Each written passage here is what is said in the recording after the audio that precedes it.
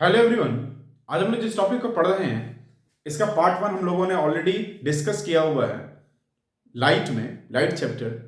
इसमें हम लोगों ने अभी तक इस बात को समझा था कि परावर्तन क्या होता है, रिफ्लेक्शन होता क्या है, उसके लॉज क्या हैं, कितने मिरर हैं, कितने टाइप्स ऑफ मिरर हैं।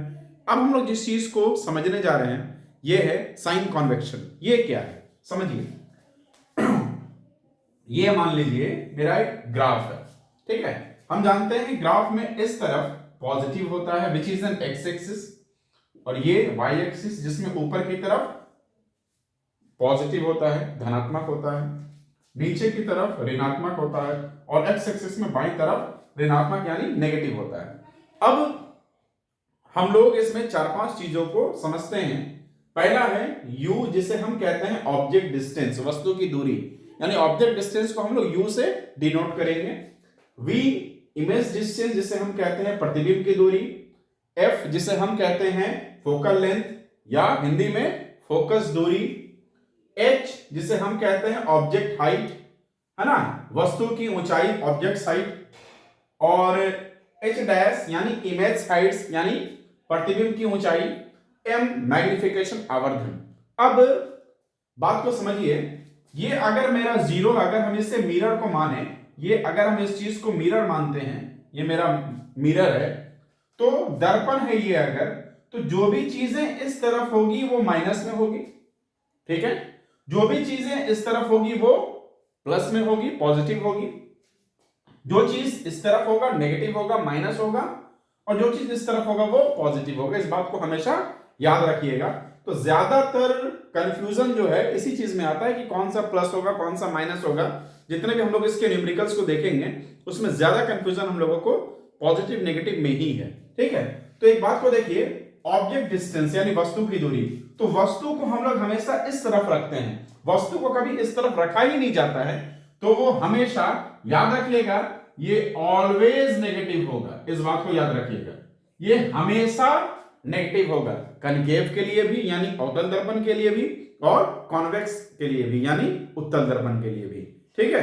तो ये हमेशा क्या होगा, नेगेटिव होगा। इसके बाद आइए इमेज डिस्टेंस।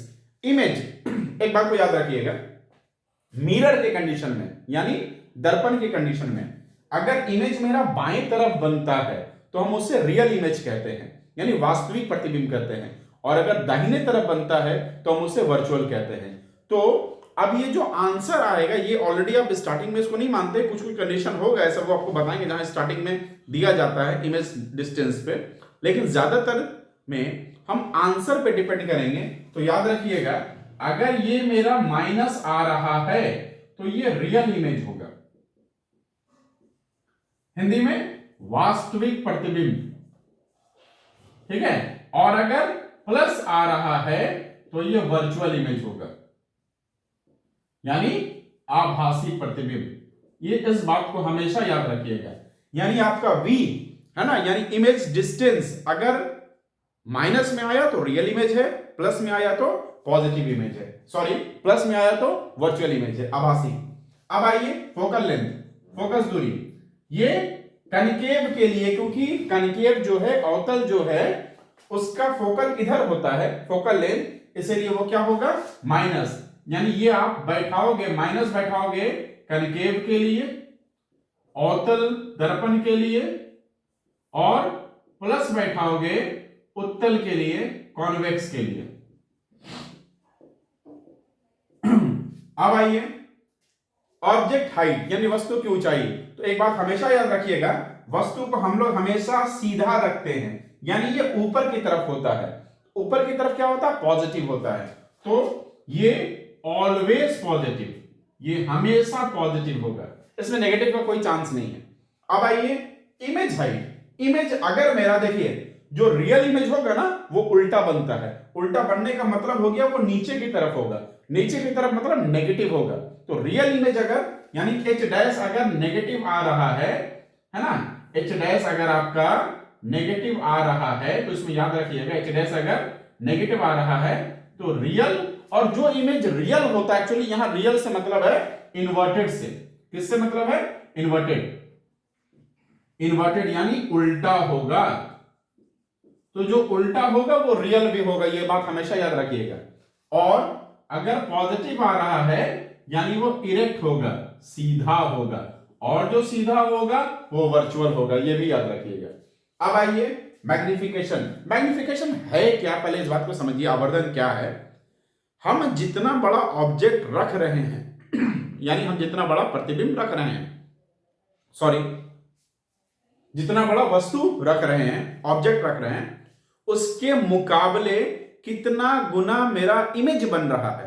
यानी जो मेरा इमेज बन रहा है, जो मेरा प्रतिबिंब बन रहा है, वो छोटा बन रहा है या बड़ा बन रहा है, इस पे मायने रखता है। यानी अगर हम 2 सेंटीमीटर का ऑब्जेक्ट लिए हैं तो मेरा इमेज जो है वो कितना सेंटीमीटर का बन रहा है। हो सकता है वो 3 सेंटीमीटर का बनेगा, हो सकता है 1 सेंटीमीटर का बनेगा।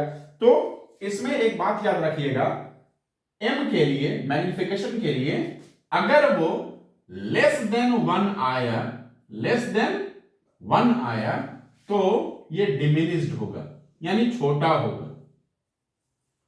ठीक है, लेस देन 1 आएगा तो छोटा, और ग्रेटर देन 0 तो होगा ही।